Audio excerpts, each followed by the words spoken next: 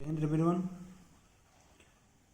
हम लोग देखने जा रहे हैं कि एक्सरसाइज 3.3 क्वेश्चन नंबर सेकंड का third one.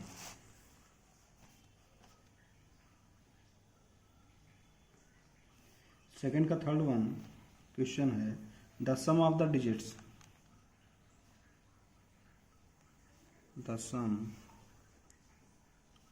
The digits of a two-digit number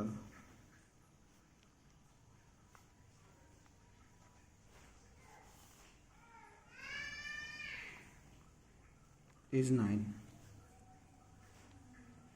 Also, 9 times this number is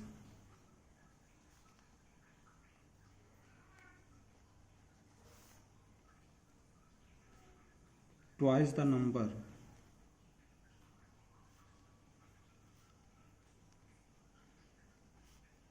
obtained by reversing the order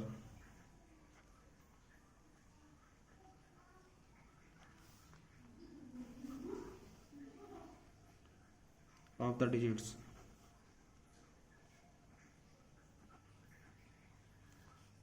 Find the number.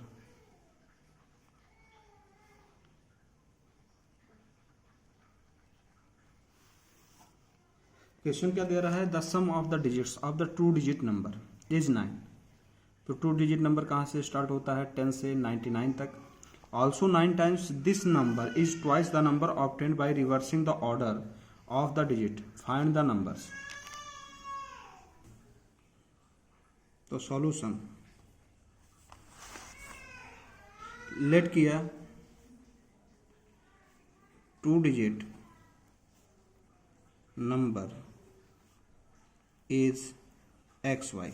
X y मतलब एक्स इंटू वाई नहीं है. एक्स वाई मतलब for example जैसे 10 होता है, 20 होता है, 23 होता है, इस टाइप का. एक एक्स है तो दूसरा वाई है. यहाँ पे ये मत समझिएगा कि एक्स इंटू वाई है. अब क्वेश्चन क्या बोला है? The sum of the digit of two digit number. तो अकॉर्डिंग टू गिवन क्वेश्चन बोला sum of the digit is equal to 9. Equation number first. फिर बोल रहा है also 9 times this number. Also 9 times this number. अगर X Y कोई number है तो प्लेस वैल्यू देखे तो वाई 1 है. एक्स का क्या होगा? एक्स इंटू 10 होगा. तो place value.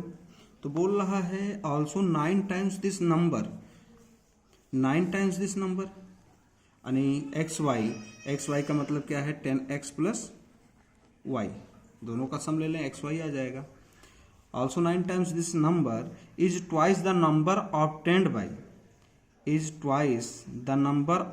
By reversing the order of the digit.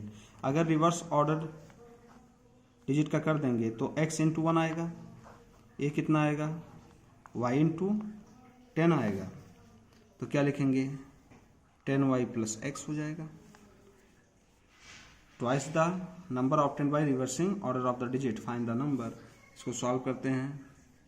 10 9 जा 90x plus 9y equal to 20y plus 2x. अब x इधर आएगा, 90x माइनस 2x हो जाएगा is equal to 20y. 9y उधर जाएगा तो माइनस हो जाएगा. तो 90 minus 2 88x is equal to 20 minus 9 11y. 11 से डिवाइड करेंगे तो 8x इक्वल टू y आएगा. तो यानी 8x minus y equal to 0. दो इक्वेशन हो गया. दोनों को आपस में ऐड कर लेते हैं. वाई वाई कैंसिल आउट हो जाएगा. Adding equation number first and second. First क्या दिया है? x plus y equal to 9 and 8x minus y equal to 0. Add करने पे y y cancel out. 8x plus x 9x equal to 9, तो 9 से divide कर दो, x की वैल्यू कितना आएगा 1 आएगा। x की वैल्यू ले जाकर इक्वेशन नंबर सेकंड में पुट कर दो, y आ जाएगा। तो substitute x equal to 1 in equation number second में रखेंगे तो 8 into 1 minus y equal to 0, तो y इक्वल टू कितना आएगा 8 आएगा। तो नंबर हमारा क्या था xy, therefore required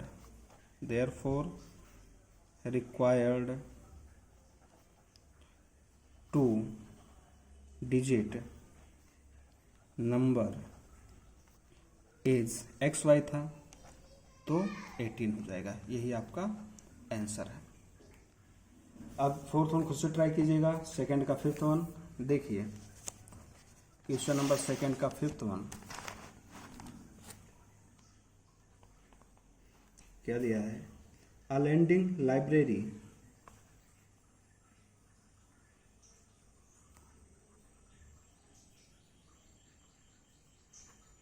has a fixed charge, has a fixed charge for the first 3 days, for the first 3 days, and an additional charge, and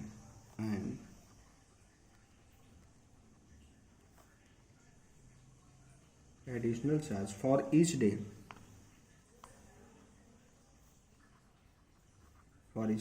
thereafter.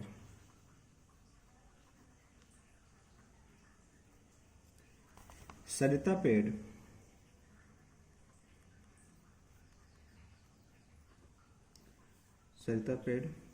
Rs 27 for a book kept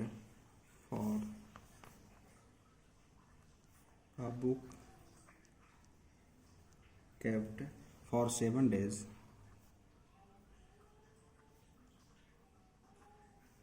while Susie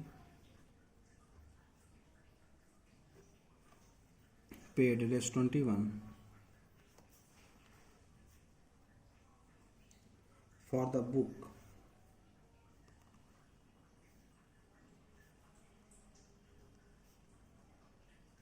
she kept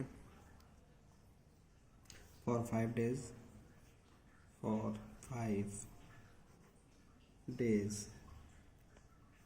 Find the fixed charge. Find the fixed charge and the charge for each extra day. And the charge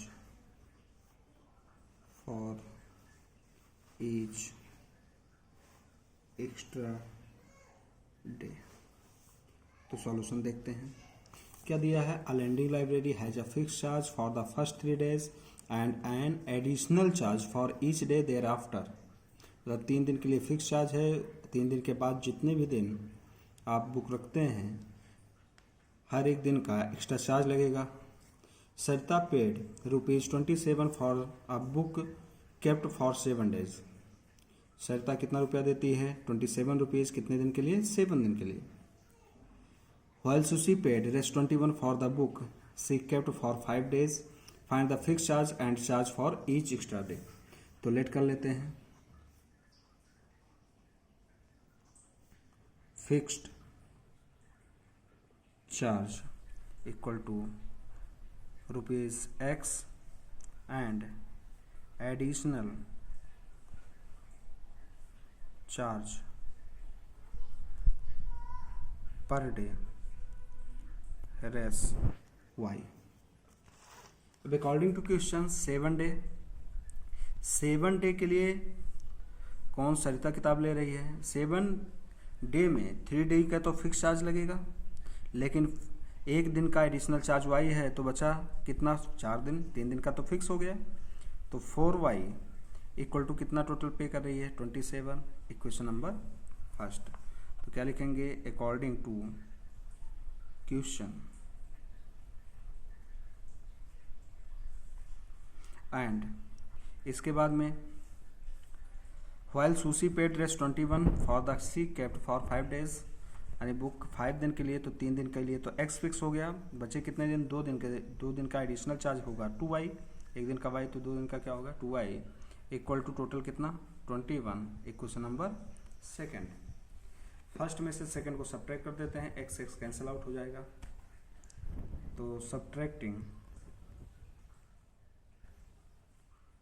equation number second from equation number first, तो first क्या है x plus 4y equal to 27, x plus 2y equal to 21, यह है question number second. Subtract करने पे sign change हो जाता है, x x cancel out, 4y minus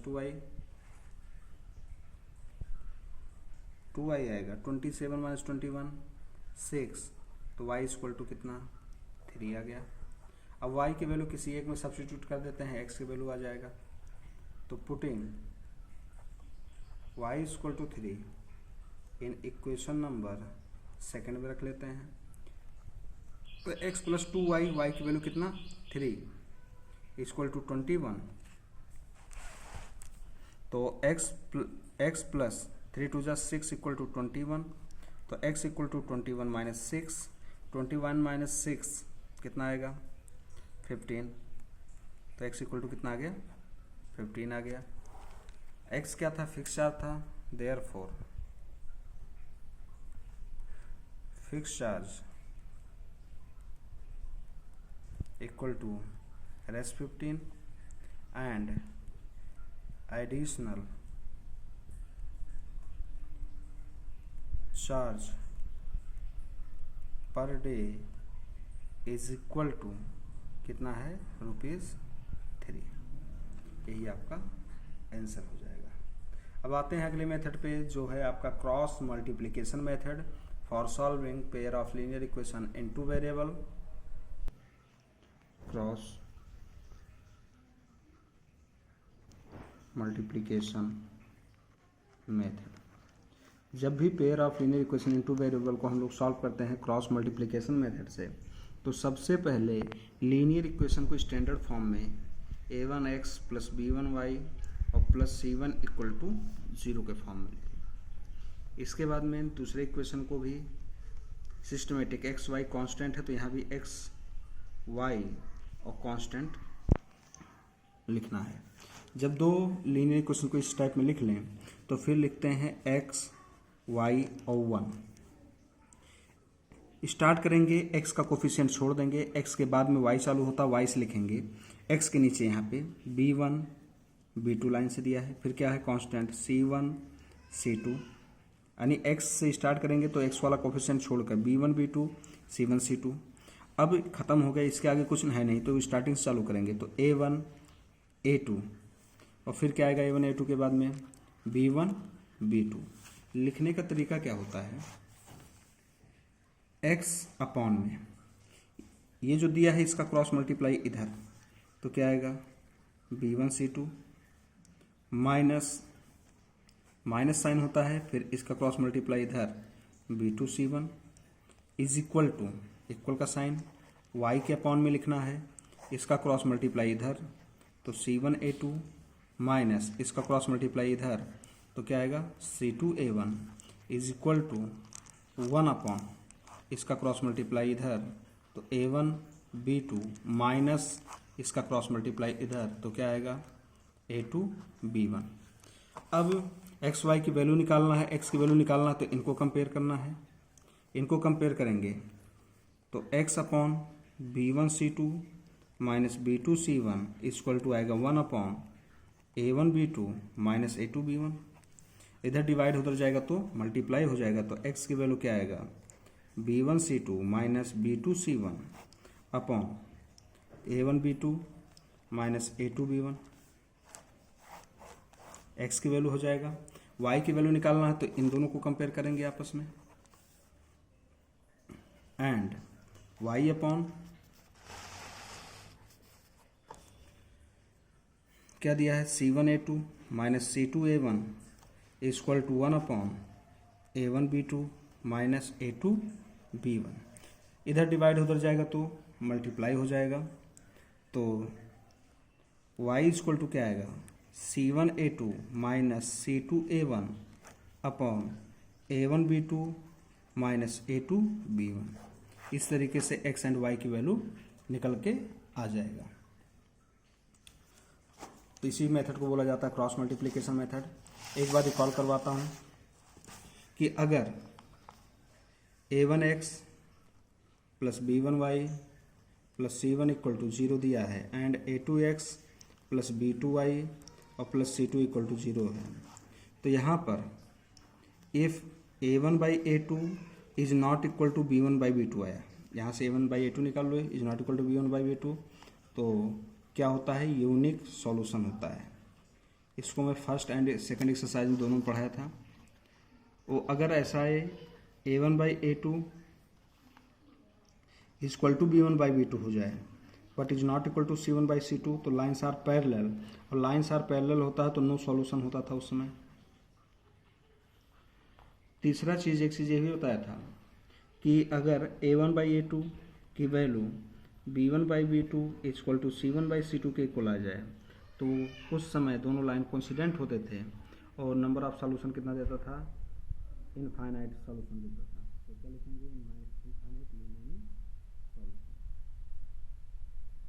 तो एक्सरसाइज 3.5 के फर्स्ट क्वेश्चन क्या दिया है, following pair of linear equation no solution और infinitely many solution, in case there is a unique solution find it by using cross multiplication. दिया है x minus 3y minus 3 equal to 0, 3x minus 9y minus 2 equal to 0। लिख लिया। आपसे पूछ रहा है कि हमको चेक करना है यूनिक है या नो सॉल्यूशन है या इनफाइनाइटली मेनी सॉल्यूशन है। तो A1 बाई A2 निकालते हैं। A1 by A2, A1 x का कोफिशिएंट 1, x का कोफिशिएंट 3, तो 1 बाई 3 आएगा। B1 बाई B2 निकालेंगे।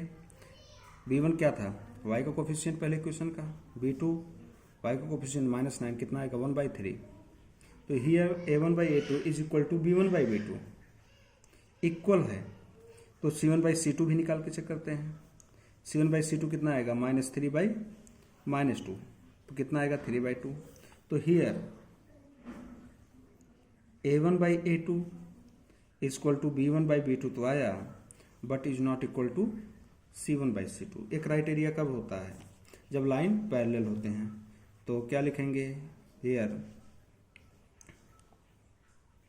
Pair of linear equations, pair of linear equations have no solution because both lines are parallel, क्योंकि दोनों line कैसे हैं, पैरेलल है। तो यहाँ पे तो इसको सॉल्व करना नहीं है, क्योंकि जब यूनिक सॉल्यूशन आएगा तभी सॉल्व करना था। बाकी एक्सरसाइज के जितने भी क्वेश्चंस हैं आप ट्राई कीजिए। Thank you.